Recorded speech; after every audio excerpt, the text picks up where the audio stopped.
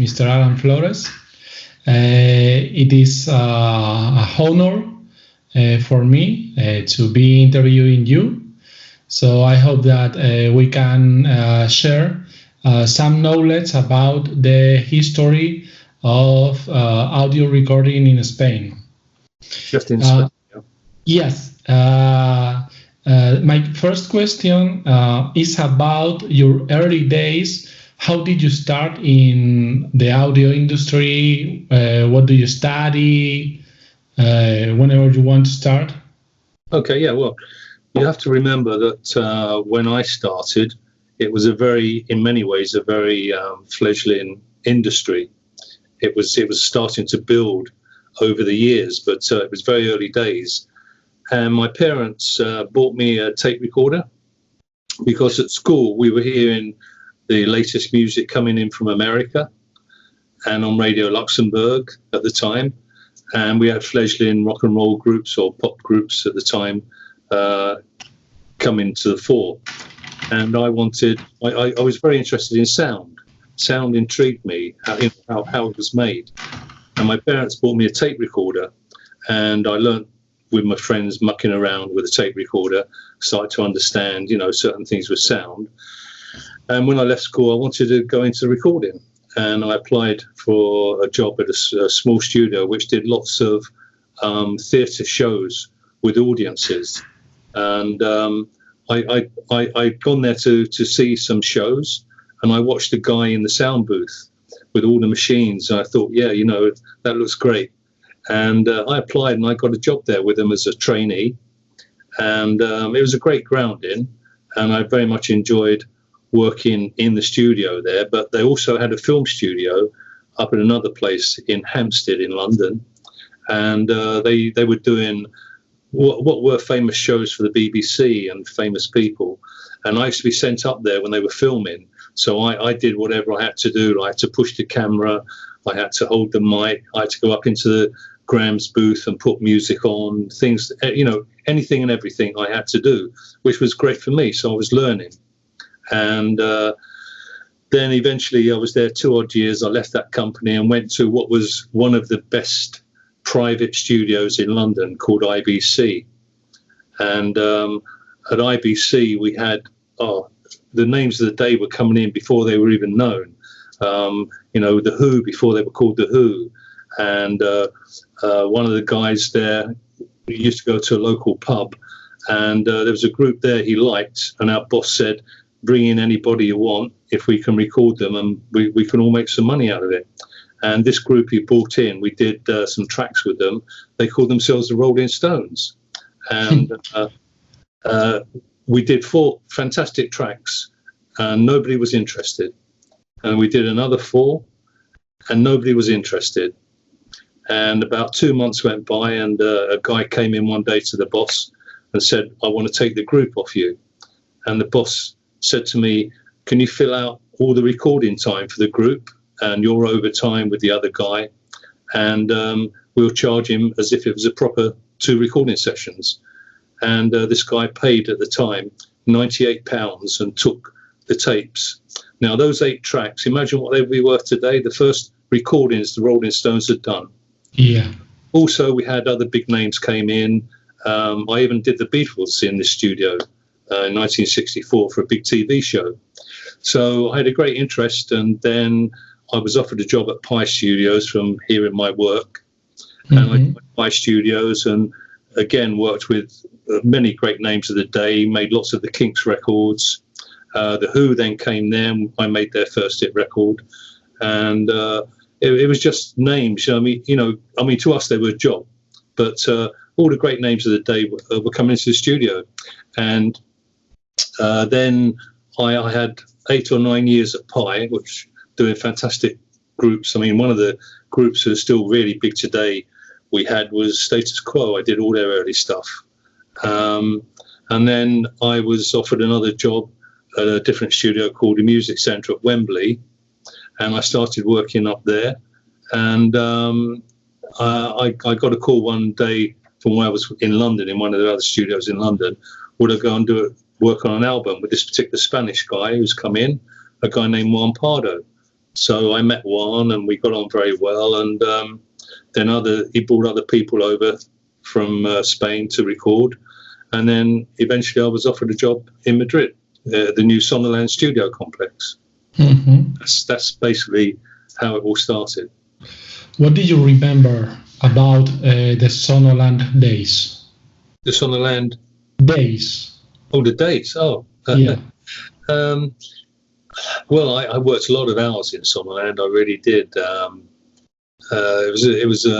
I think my day would be getting there for about 8 o'clock in the morning and leaving at 8 o'clock at night, midnight, the early hours, But no, I mean, my memories of Sonoland are really fantastic. I just had a fantastic bunch of people around me, Raul and Mercedes and the boys, Santi and Unhill, and then Juan Binader joined before I left.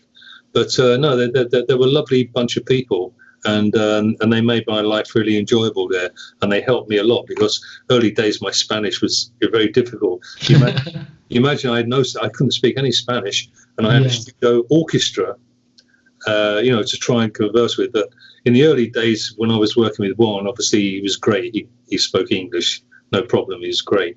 But if it was a Spanish producer who didn't speak any English, but we got by. We got by. I learned enough, quick enough to get by. Although I gave some of the people there a good laugh. They laughed a lot at my early Spanish, but I got by. But it was a really nice environment, I thoroughly enjoyed it. I was very sad to leave, and I don't think I ever told Raul or Mercedes. But the reason I left really was when I left England, I said to Mr. Carbo when we talked and I agreed to work there, I said I would do 1 year. And at the end of 1 year, they wanted me to stay, and I stopped another year. And then into the third year, my reason really for leaving was I was well known in London. Everybody knew me. I'd had a good reputation, fortunately.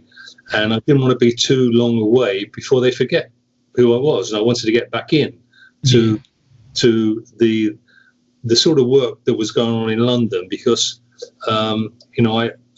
the Wembley studio where I was working, for instance, before I left and went to Spain, the work we had there was fantastic. We had all the top films were coming in. We're doing film music, and we were doing things like all the Bond films, the music for all the James Bond films. It was fantastic level of work. Americans were coming over. It was tremendous. And although Spain, was wonderful environment, I didn't want to be forgotten in London. And I thought we were at the top. I've done virtually 3 years, and Sonoland, we're very lucky. The very first recording we did went to number one. It won big, not Eurovision, the Spanish-speaking world music thing they do. I forget what it's called now. But Juan Camacho did a song with Juan Pardo's A Timu Her, and that went big. It went to number one, and of course it was great for Sonoland. So suddenly we had lots of different artists wanting to come to the studio, and I always remember one day I was sitting at the desk in Studio One, and Mercedes rang me down, and I answered the phone. I said, "Hello, Mercedes." Yeah, she said, "Oh, Alan, I have Julio Iglesias on the phone. He wants to come to work with you." "Oh, okay, fine, yeah, okay, put him on." "Hello, Julio. Yeah, be nice to see you." And everyone was wanting to come to work at the studio, and it was great for Sonoland. It really was, and they deserved it, because Raul worked hard. They put a lot of money into it, and I was very sad. We were in Madrid last year. We all did. Mercedes tell you we had a meet up in Madrid. Yeah, together. Sonoland is closed. Yeah, very sad. It's gone. Yeah, it's gone. Yeah. It's like in London. All the great studios in London, apart from Abbey Road, they've all virtually gone. Yeah. Should be a bit of music history, a site to visit. Should be a bit of music history. It's very sad. It's part of the business. Yeah. Very bad. So the question is about your Pi Studios days. What did you remember of that days? the Pi Studio days. Yes. It was a fantastic company, really wonderful times, very enjoyable. Great, because they had in-house artists as well who were signed to Pi. And it was just, again, a great place to work because we had lots of great names were coming in from America as well. And the advantage that Pi had, we had a weekend TV channel called, which was called ATV, Associated Television. Mm-hmm. Now Pi was owned by Associated Television. Okay, Mm-hmm. so if we had one of our artists or one of our bands, we would record them, and if the company felt there was potential, there was a big, famous television show on a Sunday called Sunday Night at the London Palladium, and that was on every Sunday. So they would put their artist on that program, and it would be a hit because millions would see it. And it was a fantastic tie-up for all our artists. You know, if they got onto the show, they would get a lot of success with their recording. But no, we had lots of great bands, great orchestras. I mean, I sat and watched. We had Nancy Sinatra came over from the States with her engineer to record the studio. She recorded. Remember the track? These boots were made for walking. Yeah. Well, I sat in the control room and watched her recording that. Yeah. And also, I mean, we had great writers come over. Burt Bacharach came to the studio. Mm-hmm. He recorded in their Trains and Boats and Planes, and I sat and watched him, and fantastic to watch the man. No, it was a great place to work. It really was. And I used to a great story I tell people. Tell me, please. I can tell you. I knew the Rolling Stones before. We did all this early stuff with them, and then they went to Decca eventually, and they had hits. Anyway, Andrew Oldham, who was their boss, who owned them, their manager, he, I got on with him quite well, and he started to bring the Stones into Pi Studios, and he used to book in a week at a time, from 7 at night till 7 in the morning. Mm-hmm. And the Stones would come in, the boys. This was with Brian Jones before he died, and they'd have all their friends and entourage would come in, And most times for me as the engineer, they'd be down messing around, sorting a guitar riff out or something, and you'll be there hours like this, and about 2, 3 in the morning, you're sort of doing this, trying to stay awake, and all their friends are down on the settees smoking hash and everything else. And then one day, I was sitting up in the engineer's seat behind the desk, and there all noise going on here, and Mick Jagger was in the studio with Brian Jones and Keith Richard, and they were trying to work out a guitar riff. Mm-hmm. And all this lot was smoking. Now, I never smoked a cigarette, let alone drugs. And I thought, I'm going to go down the studio. So I went down the studio, and I was leaning on the piano with Mick Jagger here. Brian Jones is on the keyboard working out this riff on the guitar with Keith Richard. And behind us were 2 doors. And suddenly the doors opened up because we were down one level, and the door entrance to the studio always open. Mm-hmm. A police car had gone by, and 3 police came down, seeing the door open, 2 in the morning, 2 o'clock. And they came into the studio. We had our backs to them. And as they came in the studio, I knew they were all smoking hash in the, I thought, oh my God, I've lost my job. I'm going to be sacked, because being the Rolling Stones, this would be front page headline, Yeah. if they had drugs. And my heart missed the beat, and straight away I saw the police and Mick Jagger, and I said, oh, yeah, come in. So they came down. They were a little bit, oh, it's the Rolling Stones, a little bit little bit starstruck. And in the dim light, fortunately it was soundproof, in the dim light I could see when they saw the police, this mass panic of people running out through another door. And on the table, on the piano, Brian Jones had a tin he always carried everywhere. I don't know what was in it, but you can guess. Thought if the police had decided to go in the other door or wanted to turn them over, we'd have been front page headlines the next day. But fortunately, they were all very friendly and they went off.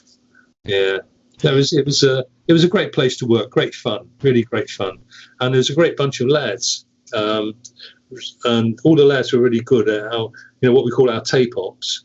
They were excellent. You could give them a studio plan and say, this is how I want the studio for the orchestra or for the group, and these are the microphones, and they place everything, get it exactly as you want. It was really good, great place, and very sad that that's gone now. Another piece of history. Another piece of history. Yeah. But in Spain is the same. Yeah, I know. The main studios are closing all. All closing. Yeah. Yeah. Well, you see, it's the internet. People are taking off the internet. Yeah.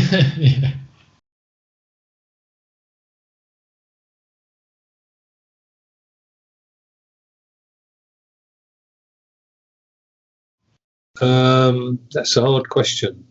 I tell you why, because to me, if you're in a studio where you have to work hard to get a sound, a basic sound, then that's not what I would call a good studio to work.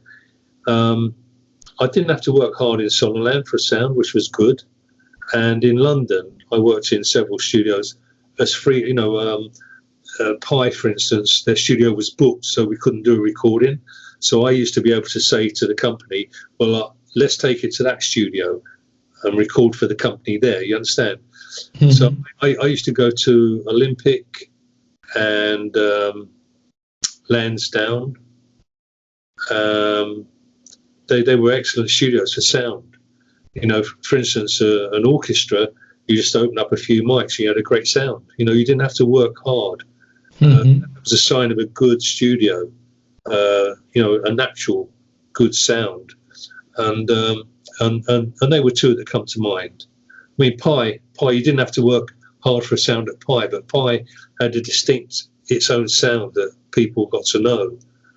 So it's really what you're trying to make as well. Some studios will give you a different sound on the same group. You understand? You can the group at one place, and it'd be okay. You can take it to another place, it would sound more raucous. It's just on the acoustics and the system it goes through. Most times, it really is. And what is the best acoustics that you have ever heard? The best for an orchestra, I would say Olympic orchestra, and for a group in itself, there were many in London. Really, it'd be unfair to say ones I worked at were better than the others. No, for an orchestra, Olympic was excellent. And before they closed, another studio, you may not have heard of them, that closed in the 80s, called CTS. Did you ever hear of CTS? Yes, CTS. Cine Telly Sound, fantastic. Yes, because Philip Newell told me stories of that studio. Yeah, I never worked there, but great. CTS, yes. Yeah. It was bizarre. All the guys who worked at CTS, the studio, okay, when I left Pi, I went to work at a studio called the Music Centre at Wembley, where I met Juan Pardo, okay. When the studio was closing down, CTS, Wembley had problems with all the equipment. They had to change a lot of things. The guy who set it up wasn't particularly good, so they had to change everything. CTS was closing down, so they amalgamated. So all CTS came to Wembley, and they brought all their clients. They brought all their film music. So they had a fantastic, bigger new studio, because they were losing their studio where they were. It used to be a warehouse. The old CTS studio was good. great natural sound. Nothing done to it, just a great natural room. And which were the main differences between UK and Spain in the state of the art of the studios, the technologies, the methods for recording? What were the main differences? What do you find to be different? Well, the big difference was in London, when you had an orchestral session, you had what we called the mafia, which was the session musicians who went from, there were about, or probably a couple of hundred of them, who did all the recording sessions for TV, all the studios, they did everything. But these were the top guys. They were absolutely superb. And all these guys came from bands of the 40s and 50s in London or in England. So they were the creme de la creme of musicians on recording sessions. I wasn't sure when I went to Spain. I wasn't sure how this level the musicians were, how good they were. I must say the guys, the straight musicians, were excellent. They were very good. There was never any problem. The guys could read and play straight away, and their rhythm sections were great. I thought they had great rhythm sections and feel. And I was quite impressed with the musicianship of the Spanish players. The groups were a different scene. I mean, if you take away, or if you move away from what was, or how you see Spanish music, people think of flamenco, basically. Yes. But people outside Spain do anyway. Yeah. I mean, to me, the Spanish music had its own charm. It had its own colour. I think the groups there, they couldn't emulate the sort of level of playing that the groups I'd seen in London. The groups in London were quite raucous, whereas I think Spanish groups were more polite. They didn't play with that anger, the same that you saw in groups. The attitude. Yeah. But they were easy to record. There was never any problems, and the equipment we had was exactly what we had in London, exactly the same gear. So there was no difference there. But it's just I've always said it's the thinking, how people see music now, how they try and emulate it. Because always, and I don't mean it in a bad way, but if you think about it, we in England at one time always looked up to America as the level of top of music in many ways. And then much of Europe used to look towards London. Whereas now, I think, it's changed a hell of a lot over the years.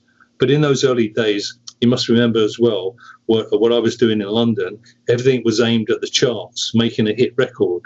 Whereas today, music is made, not just for one area, it's made for a far wider aspect. And about the methods, the techniques, or the philosophy of recording, were any differences? No, not really. I mean, I think, I did a lot of work with Juan Pardo and a few other producers, and I must say their ideas were good, but they weren't any different to what I would see in London. Fairly straightforward, really. I mean, I've always had a saying in recording is don't try and be too complicated. Keep it simple and then build up. Whereas, and I think in Spain that was the case. People didn't come in and try and put everything on the track and be too clever. Whereas now in England they do. I think everything goes on the track that they can put on. But the idea of music in my time was very different to what it is today. But Spain at the time, they were fairly easy to work with. I mean, I never looked back and thought, that was an awful session to work on, or people. I mean, people were very nice, very easy to work with. No, I enjoyed it. I mean, probably the nicest 3 years of my life in music was working in Spain. I mean, fantastic time. And about the recording studios, were similar, were different? No. The studios were. I mean, I only saw a few studios, but idea-wise, in their layout, they're all pretty much the same. all pretty much the same. I mean, the thing is that what people are always looking for is something different, you know. At one time in England, before I left England, I would say up to about the time when Neve desks started to come in, when they were desks that were made out of bits and pieces, basically. But when you started getting manufacturers' names like Neve, all the studios at one time in London, any of us engineers, we could tell you where it's recorded, because each studio had a distinct sound, had a distinct maybe echo in the system. It just had a distinct colour, and we could hear it. Whereas as the years went on, I think things changed, not for the better. I think it changed for the worse, because all studios started to go like the Westlake East Lake idea, you know, where they acoustics in. Oh, you know, I remember reading one place, they said, "Oh, we must buy stones in from Hawaii and put those in a certain place." Rubbish, you know, nonsense. I think nonsense. But you know, some of the best sounds were recorded, believe me, in very simple, straightforward, basic studios. They really were, you know. And today on digital, this is where I feel digital is a wonderful medium in what you can do. But the problem with digital is you have too much choice. There's too much there. If you look back in the early days, the great days of the 60s and 70s of music that was coming out of England and America, the gear was fairly basic. You know, everything had to be worked out and just played. And the clever things that people put on was like a different echo, or, you know, I mean, that's all the choice you had. I did an album here in England when an old group wanted me to do an album with them after 40 years, believe it or not, with the same producer, friend of ours.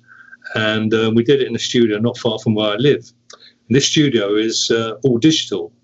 Now, I never worked in an all digital studio, because after leaving recording, I worked in television, and I was asked to go and do this album with this group. We'd had lots of success many years ago.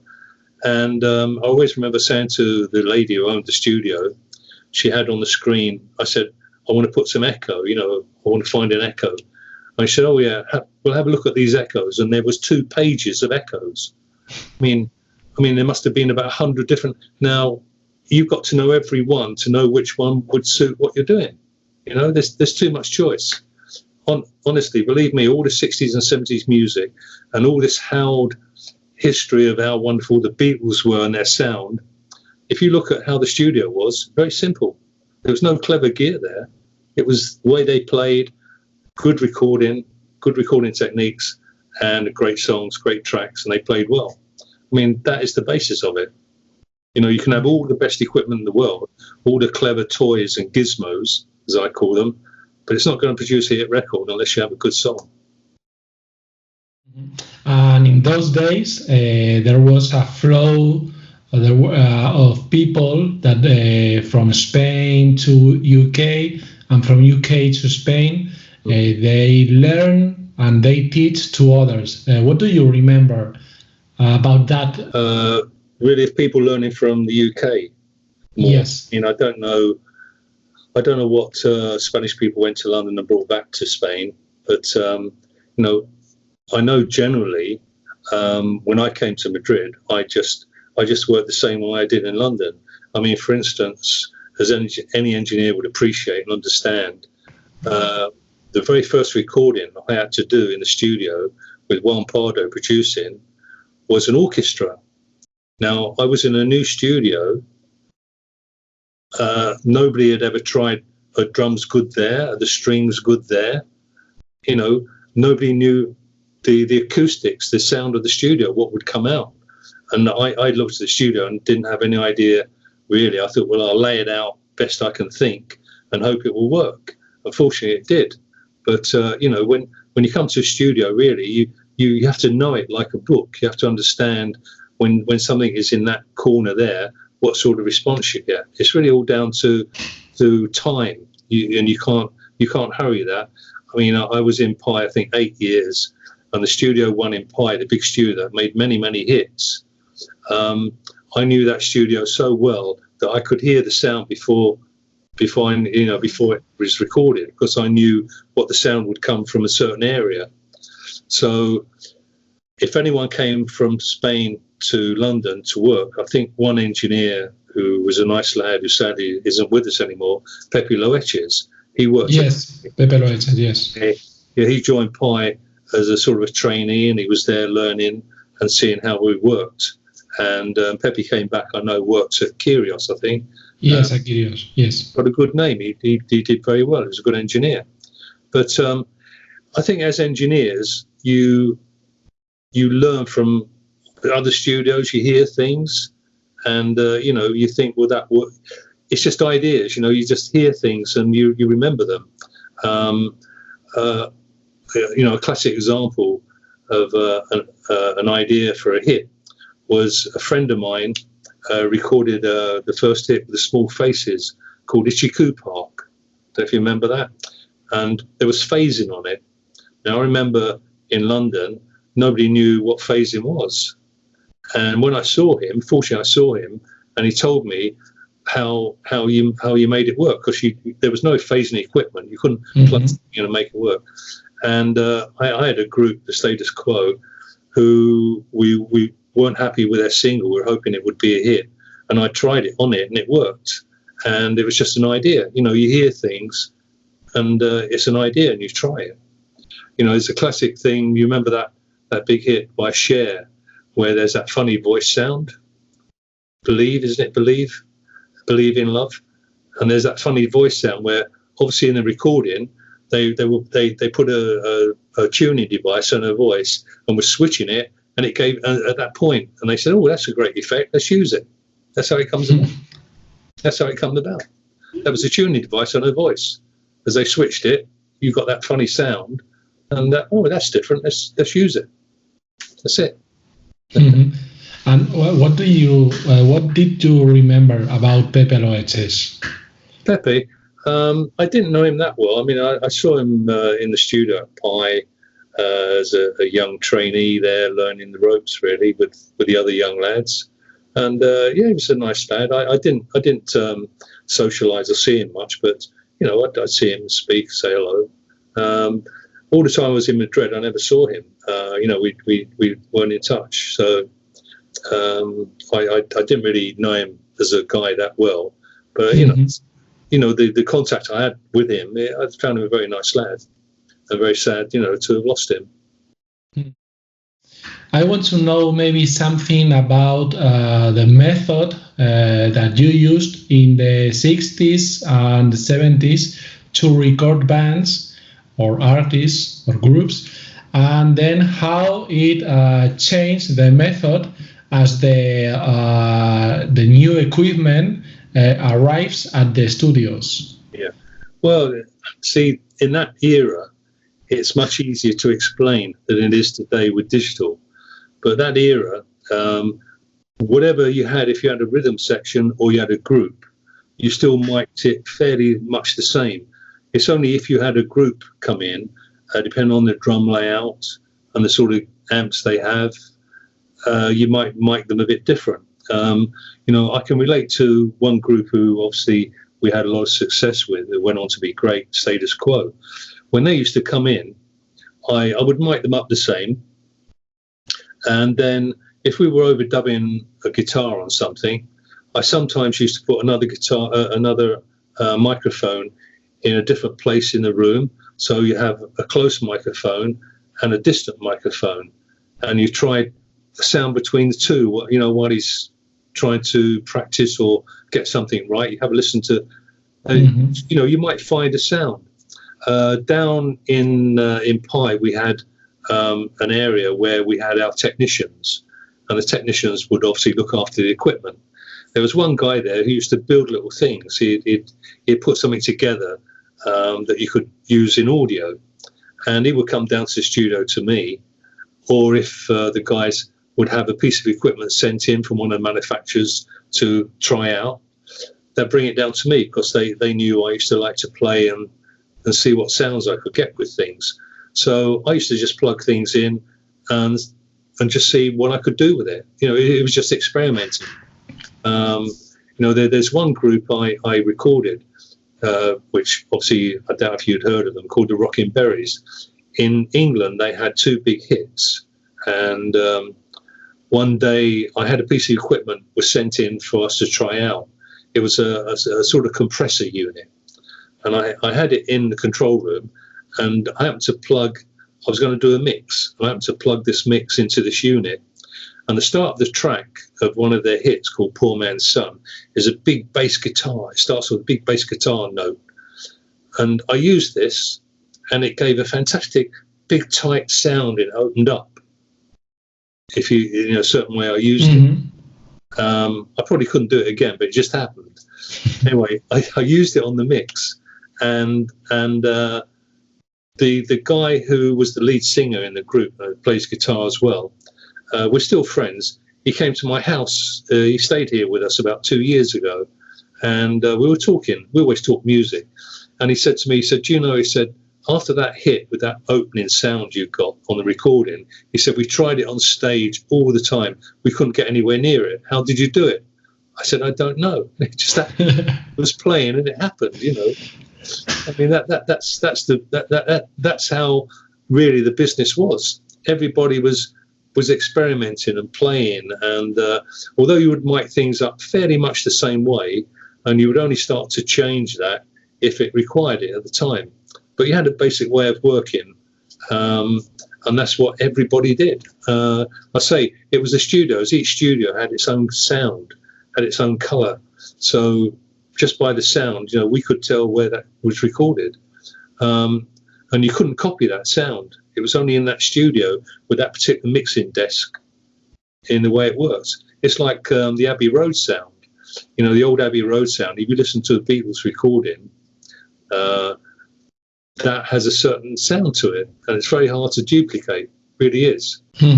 And for example, the change of technology from the 4 tracks to 8 tracks to 16 tracks, there was any change in your philosophy of recording? I should have said that. Sorry, I didn't add that part in.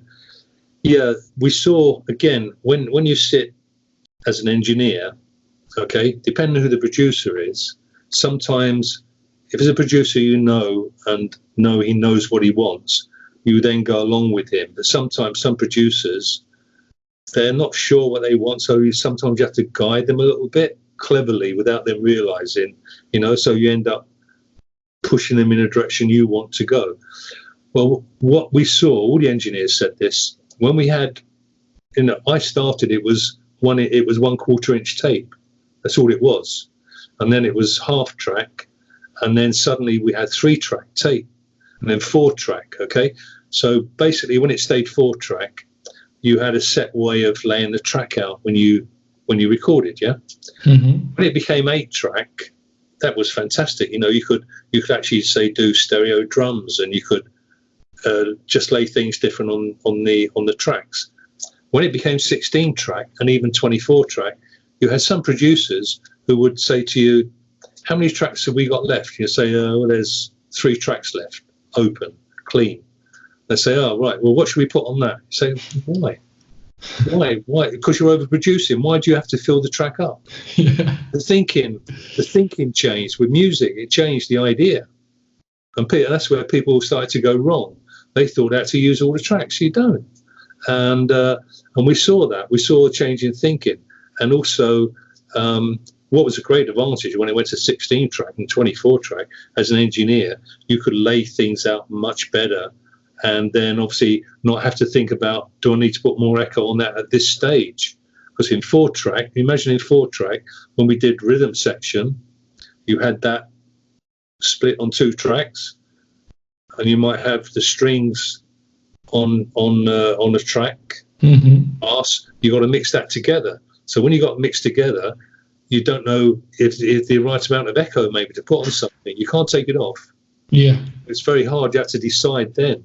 Whereas with multi-track, as it went 16, 20, wonderful. You know, you could just leave it and then work it out later. Oh, it made a big difference.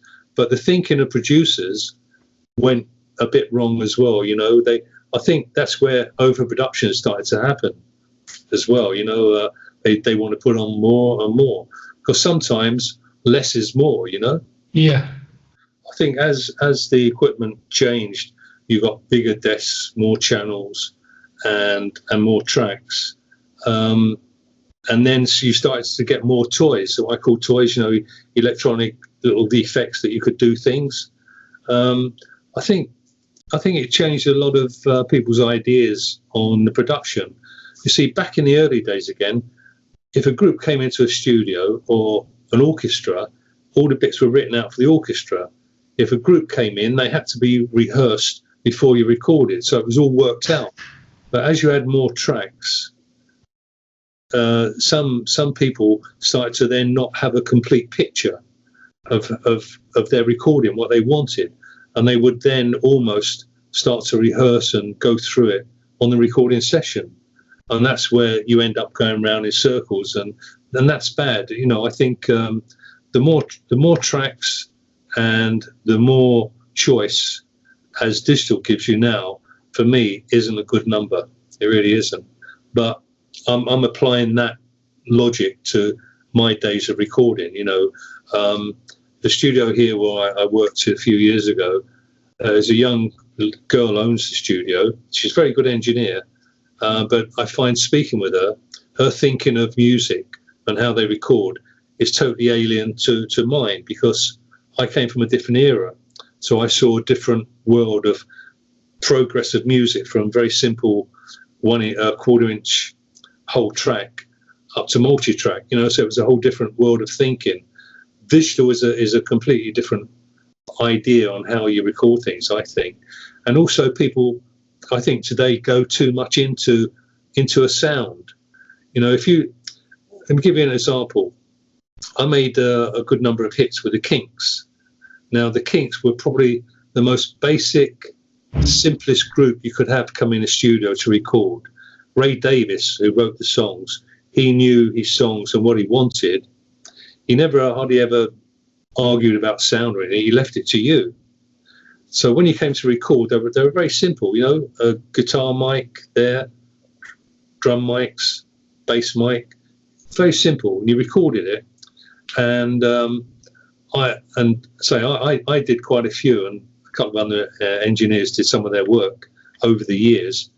And I was looking on a site linking something to do with music, and it linked me to another site in America. I looked at this site, and it ended up being a Kinks appreciation sort of club. And I'm thinking, well, you know, how have I got here? And I'm looking down it, and a guy had made a comment. That Kinks track is one I had made. He said, if only I knew how they got that sound on the guitars. And I just started laughing. And I'm thinking, if you saw just how simple and basic and straightforward it was nothing clever. But these people think it was, you know, we had a magic wand and it was just magic. It wasn't. It was just straightforward. It's the way the guy, Dave or Ray, played their guitar, you know. Mm-hmm. And it's just recorded simply. What is, under your point of view, the secret of great recordings? The secret of great recordings is having a really good artist in front of you. If you've got a good artist who plays, sings well, it comes from them. You know, it comes from them, and it makes your job easier.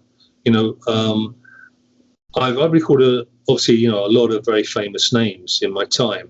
And I tell you, one artist who came into Pi Studios where I was working, I had to put his voice onto some tracks that were recorded at another studio in London called Olympic Studio. I don't know if you've heard of it.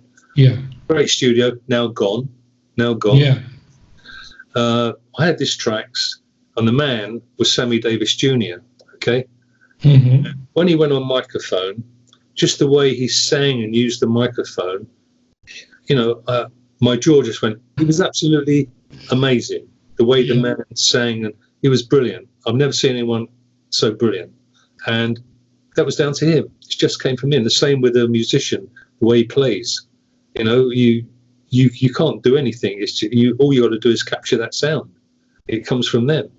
And you know, if you've got a great orchestra, a great band, a great group, great singer, it's so much easier. You know, another great artist. who came in for a friend of mine to do some voice tracks many years ago, Elton John. I mean, the guy, superb. On mic, superb. Any of the musicians, the top groups, the really good bands, a great band who I've always liked, The Shadows. I mean, fantastic group. They just play and make a great sound. And when they make a great sound, all you got to do is just put a mic there and record it. Really, it's always what's coming from the floor. You can only record what's coming from the floor. And then you look at it and think, can I enhance that? Can I add something to it to help it? And if you can, you try it. You don't do anything. It's like this thing I said to you about phasing. Now, phasing is a great effect, but you can only use it like an instrument. You can't use it all the time. You've got to use it just sweetly enough to be effective. And that's the same with any kind of idea. You've got to use it sparingly and sensibly. If you have an idea for a sound, I've always said to the band, the producer, "Oh, I've got this idea. Do you want to hear it? Let's try it." And most times they say, "Yeah, let's hear it."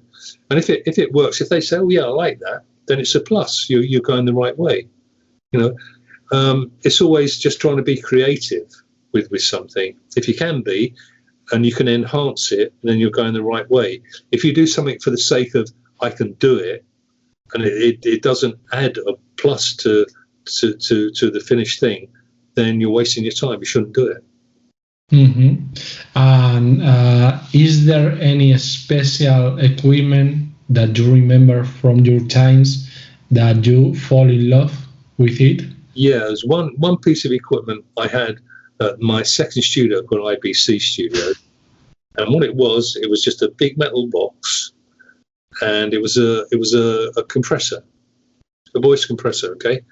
And when I was just getting onto mixing when I joined that studio. I've been in the business 2.5 years, and I just started to do mixing then in 1962.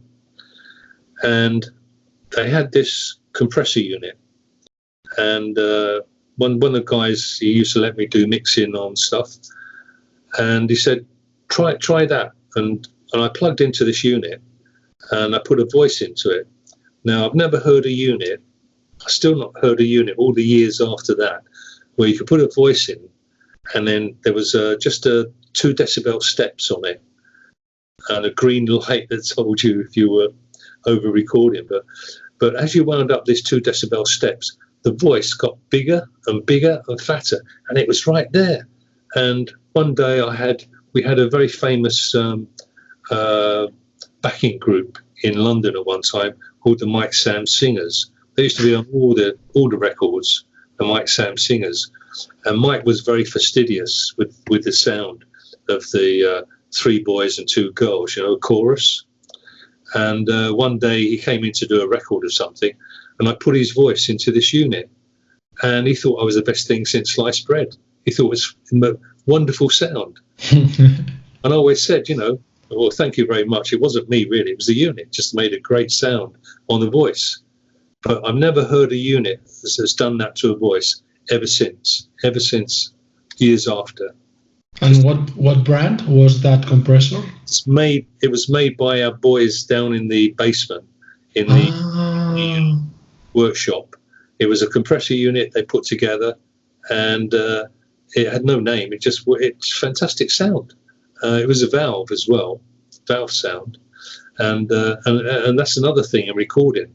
If you look back the 50s, like Sinatra in America, all the old valve recording, what a big, fat, wonderful, warm sound valve recording is. You can't copy that. Valve recording to me was beautiful, absolutely beautiful. But then when analog came in, to me the sound changed away from that big, fat, warm sound that analog gave, that valve gave you. But analog was different, had a different sound to it. One of the guys at Pi many years ago, he used to make Petula Clark's records, and he was the engineer. They worked with Tony Hatch.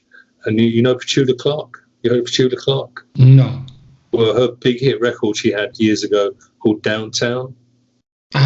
Yeah. Petula Clark was a very well-known big artist in England. And he had just done some recordings with her. And we had a new Neve desk come in. And on the new Neve desk being analog, he did more recordings with her. And on the new recordings, they took the A side and they put the B side from the previous recordings on the Valve desk that we had. And it was chalk and cheese to me, you know, big fat sound, thinner sound. Because being analog, it didn't match Valve sound. He didn't agree with me, but it was very, very different. And that to me was a different sound, you know. I like the Valve sound, really, really nice, smooth, fat. But if you look at it technically on a scope, it's awful, spikes and yes. Its analog is much better, and digital is even better, you know. But the real, you know, to me, the quality music sound was Valve. Absolutely fantastic.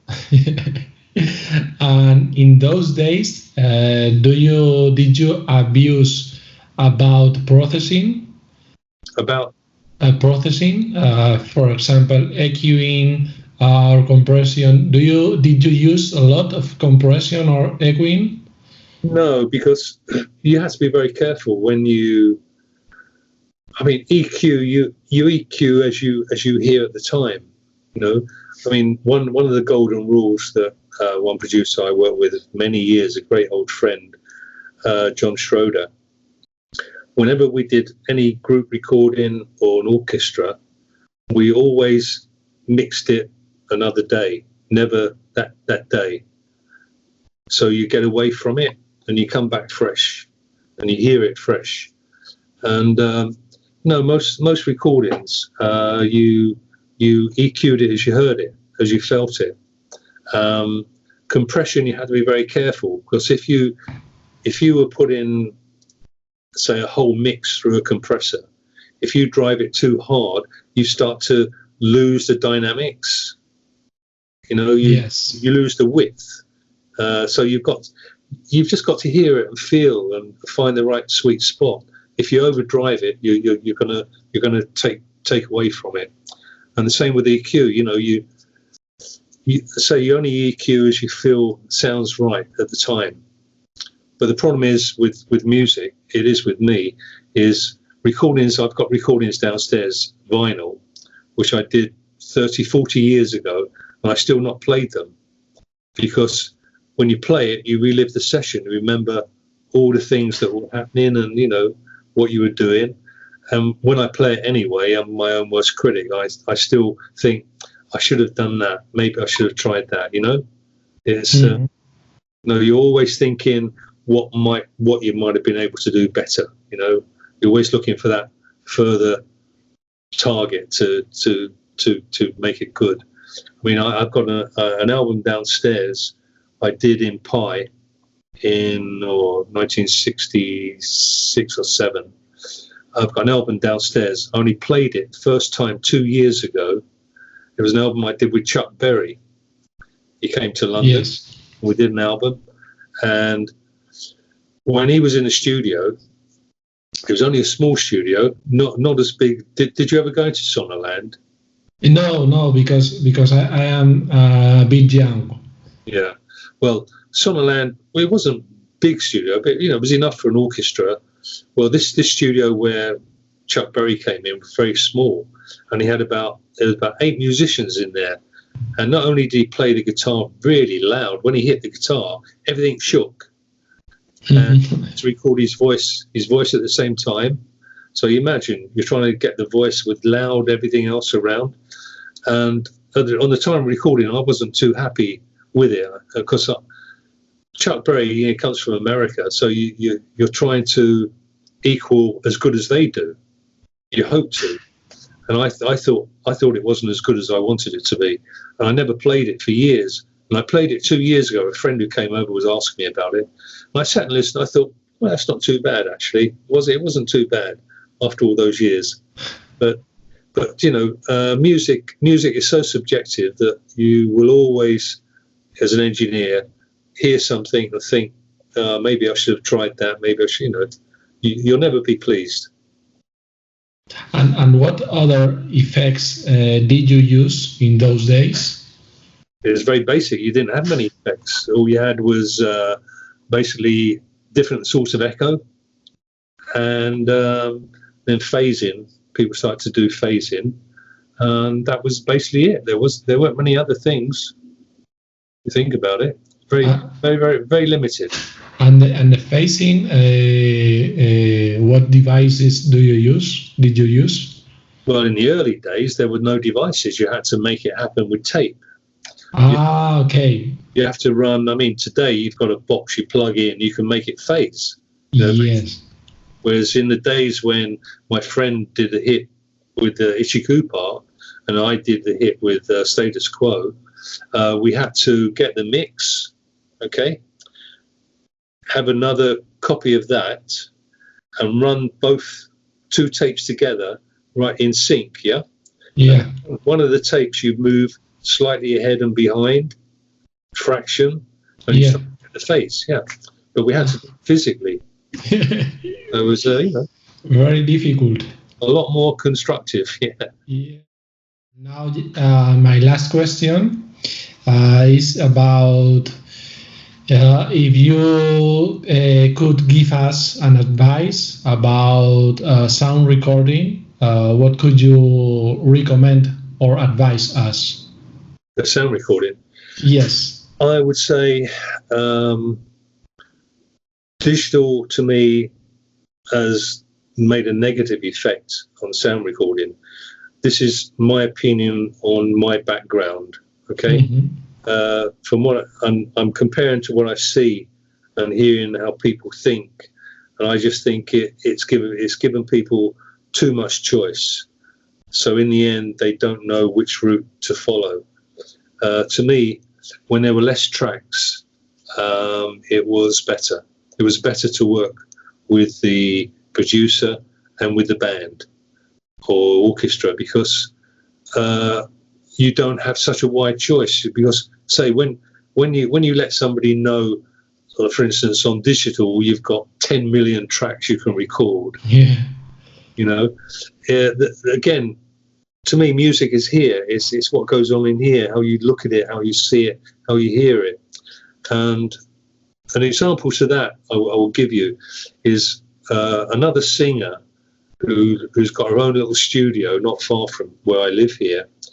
She was at the studio where I worked recently, and she was telling me her little studio, she had a problem with mixing. Could I go up there and help her? So I went to her little studio and helped her with her mixing. And she thought, oh, yeah, it's amazing. What have you done? I said, well, I've just made the stereo a bit wider and placed things a bit different. She said, well, that sounds fantastic. The bass and a few instruments, I did some little EQs on, nothing special. And when she played it to her group, the bass player, now this is what I'm trying to say. The bass player, he said to her, oh, how did he get that bass sound? You must ask him, where did he EQ? What frequencies did he EQ this and that? And I said, that's stupid. I didn't EQ anything at any frequency. I just listened and I turned the pot to where I felt, yeah, that sounds good. That's because I had limited choice, whereas he's looking at it in a much more complex view. You don't listen to sound and think, oh, now if I look at it at those frequencies, what can I do? You listen to just the sound and you EQ it as you hear it. These people with digital, they look too deep into it. They look, they want to lift it up and look underneath. And no, keep it simple. Keep it simple. Yeah. That's my saying. Keep it simple. Don't start off too clever. Digital gives you too much choice. Just start simple. That's what I would say. Mm-hmm. Okay, so very nice interview. Thank you very much, Mr. Pleasure. Alan Florence. That's a pleasure. And hope to meet you sometime to come back to Spain. Yeah, well, I think Mercedes said she was coming to England. She was going to Scotland or somewhere, September or October, I can't remember. I said to her about coming down to us. I don't know if she will, but Lynn, my wife, we want to go back to Madrid again, have a little trip and see everybody. So if we do, I'll tell Mercedes to let you know, and we can meet up in Madrid. Yes, sure. Okay, it'd be a pleasure. If you come over to England, let me know. Okay. So thank you very much for everything. It's a pleasure.